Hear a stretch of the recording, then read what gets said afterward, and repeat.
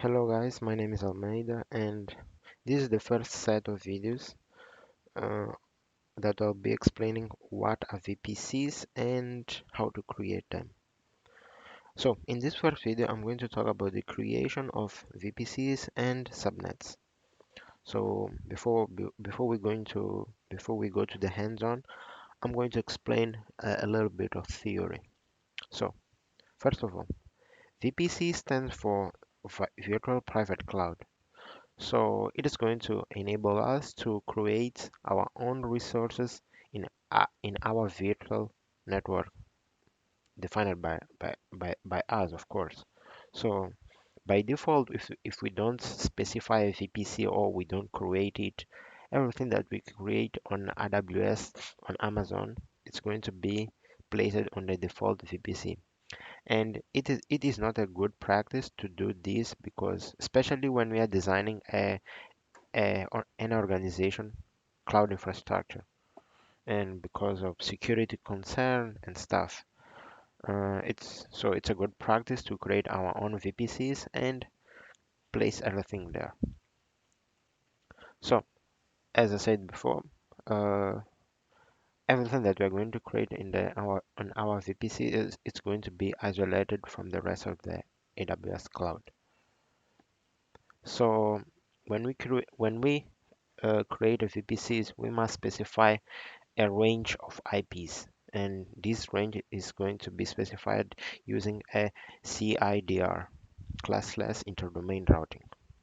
And later I'm going to specify what is that. When we create VPCs, that range must be in the private address space. So that space is defined by the request for comments 1918.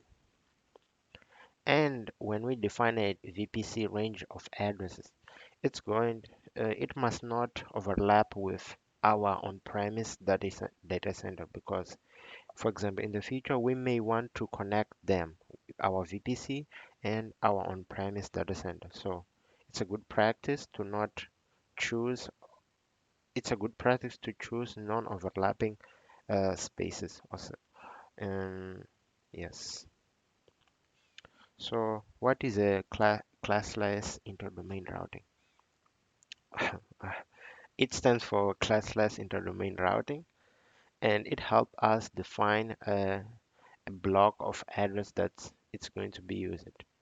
Um, okay, and when we are talking about VPCs, the the the ad, the allowed block size is from /16 up to /28.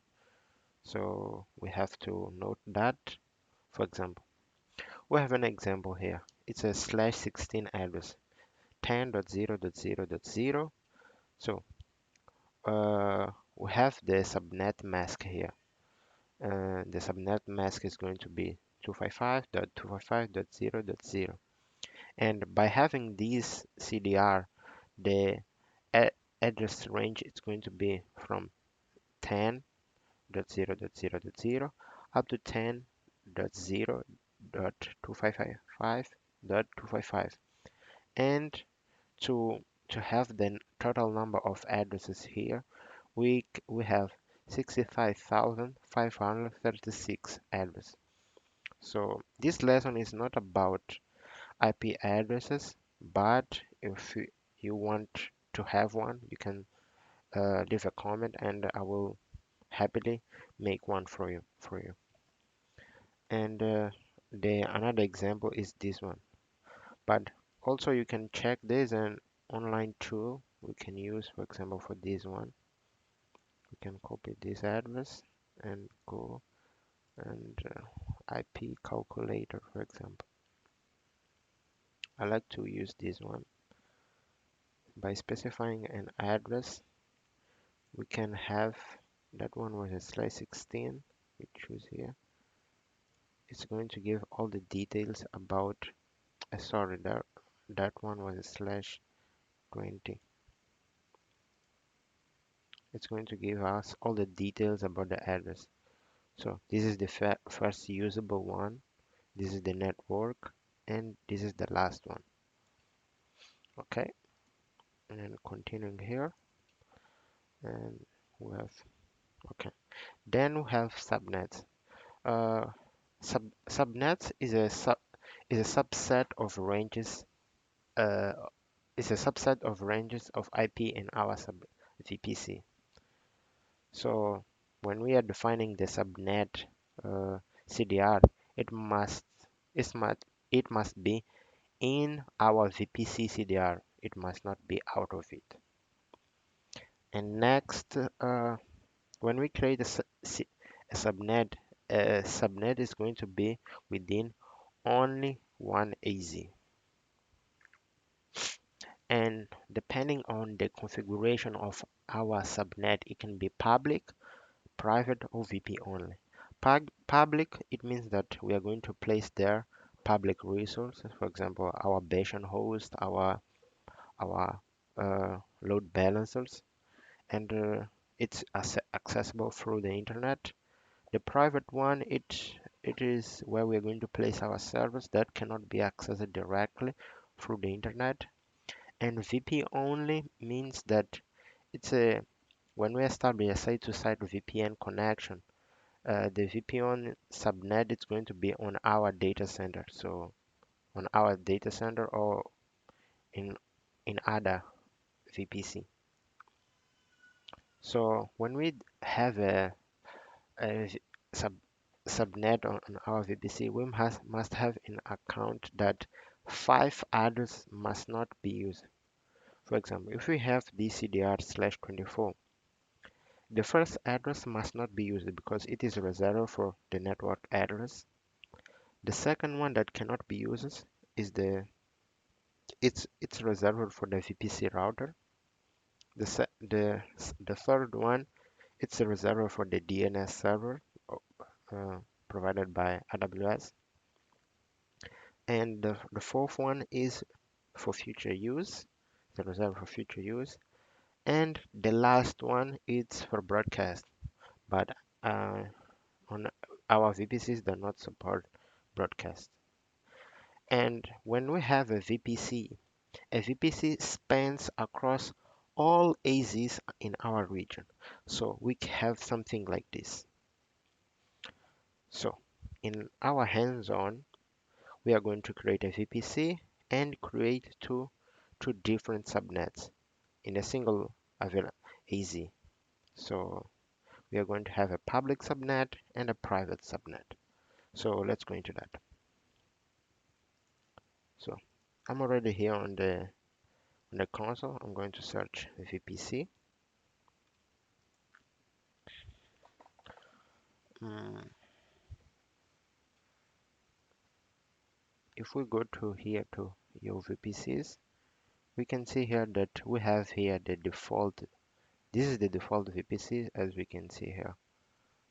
Uh, this is the default VPC, and this CDR provided here is the one that is the default given by Amazon. So we are going to create our own VPC. I'm going to call it demo VPC, and the CDR I'm going to choose 10.10.0/16. It's going to be a big one. I'm not going to allocate nothing related to IP version 6. The tenancy, it's how it's going to be managed. I'm not going to choose dedicated because it is much expensive. So I'm going to leave the default, and I'm not going to change anything here, and create a VPC. So um, back here, this is our VPC. I'm going to change this name. I'm going to put here default VPC. So we have here our two VPCs. Now, subnets. I'm going to create, we have here subnets. All these subnets that are here are the ones that came with the default VPC.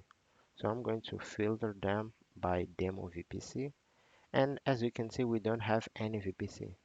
So I'm going to create It's going to be on the demo VPC. I'm going to create two continuous v subnets. The first one is going to be the private and the second the public. So I'm going to call it private subnet A because I'm going to place it on AZ A. The CDR, I'm going to choose 10.10.10.10/20. This CDR is within our VPC CDR, and then I'm going to create another one. It's going to be the public subnet A, AZ1, and the CDR. If we take this CDR here, I'm going to create continuous CDR. So the next one after this we can check here in our subnet calculator. I'm going to place this here. So we have, sorry, where is it? I'm going to clear this. Sorry, it's 10, but this is the one, and I'm going to calculate. So this one is the last. So the next one it's going to be .16 here. So I'm going to give this a CDR of 10.0.16.0/24. It's a good practice to have the public subnet with not so many address. So I'm going to give this a 20/24, and it's all.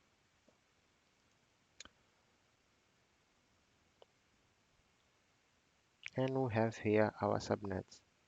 So as we saw before, their available addresses are these ones because we have -5. Yes. So guys, it was all for this video, and see you in the next video. Thank you.